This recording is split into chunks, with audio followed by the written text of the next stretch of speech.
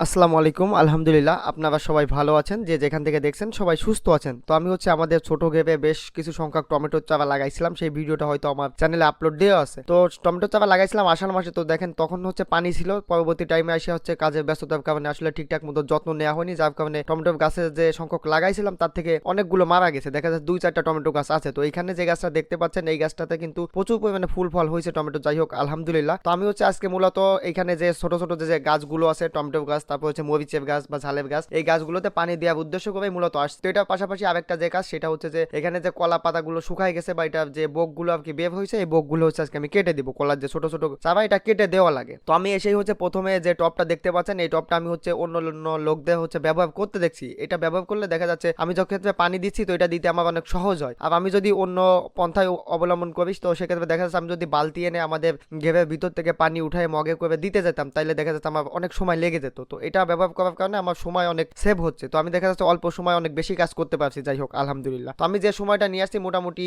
সেই সময়ের ভিতরে সব কাজ শেষ করতে পারবো ইনশাল্লাহ। তো সেইভাবেই আর কি তাড়াহুড়ো করে যেভাবে আর কি কাজগুলো করা প্রয়োজন আমি সেগুলো কিন্তু করতেছি। তো যে মরিচ গাছগুলো দেখতে পাচ্ছেন, এইগুলো থেকে কিন্তু আষাঢ় মাসে আমার কোনো পানি দেওয়া লাগেনি, কারণ এগুলো ঘেবে পাড়ে ছিল, ঘেবে পানি ভরা ছিল। এই কারণে ওটার যে শিকড় পর্যাপ্ত রস তখন কিন্তু পাইছে, প্রচুর পরিমাণে মরিচে হয়েছে। কিন্তু এখন এসে খেয়াল করতেছি যে আসলে মরিচ গাছে কিন্তু ঠিকঠাক মতো মরিচ হচ্ছে না, এই জন্যই আর কি আমি মূলত পানি দিচ্ছি। তো এখন যে কলার কাঁদিটা আপনারা দেখতে পাচ্ছেন, এই কাঁদিটা দেখেন এখানে কিন্তু মানে মাঠে অনেক বড় বড় ইঁদুর থাকে, সেই ইঁদুরে কিন্তু খেয়ে ফেলছে। তো আমি ভাবতেছিলাম যে আসলে রমজান মাসে হয়তো বেশ কিছু সংখ্যক কলা বিক্রি করতে পারবো। তো যাই হোক, দেখা যাক কত দূর কি হয়। আল্লাহ তাআলা যদি রিজিকে রাখে বরকত দেয়, তাইলে অবশ্যই হয়তো রমজান মাসে কিছু সংখ্যক কলা বিক্রি করতে পারবো এবার। কারণ এবার রমজান মাসে হয়তো কলার দাম একটু বেশি থাকবে, কারণ অন্য অন্য বছর রমজান মাসে দেখা যাচ্ছে আম থাকে বা অন্য অন্য ফল থাকে, যার কারণে কলার দামটা একটু কম হয়। কিন্তু এবছর দেখা যাচ্ছে রমজান মাসে মনে হয় না যে অন্য অন্য ফলগুলো বাজারে উঠবে বা পাওয়া যাবে। এই জন্যই আর কি বলতেছি যে রমজান মাসে হয়তো একটু কলার দাম বেশি থাকতে পারে। তো আমাদের এখানে বেশ কিছু সংখ্যক সাগর কলা গাছও ছিল। তো সাগর কলা গাছের একটাই সমস্যা, এই গাছগুলো রোগ প্রতিরোধ ক্ষমতা একেবারেই কম। তো এখন যে